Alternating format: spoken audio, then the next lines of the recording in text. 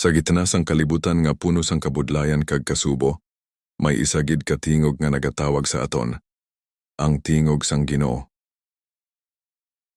Juan 14:27. Sinasabi ng Panginoon, ang kapayapaan ang ginabilin ko sa inyo, ang akon kapayapaan ang ginahatag ko sa inyo. Hindi ini kapayapaan nga nagahalin sa kalibutan, kundi kapayapaan nga nagahalin sa langit. Kung nabugatan ka na, kung daw nagalubog ang imo paglaom dumdumon mo ini, ara ang Diyos kag wala ka ginapabayan. Sa tiyon nga daw wala na sang kasanag, siya amo ang suga. Sa tiyon na nga kapoy na ang tagipusoon, siya amo ang pahulay.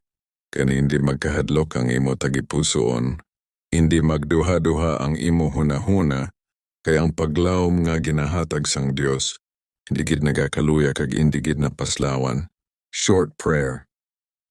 Ginoo, sa tanan nga kabudlayan nga akon ginadala, ihatag sa akon ang imo kapayapaan.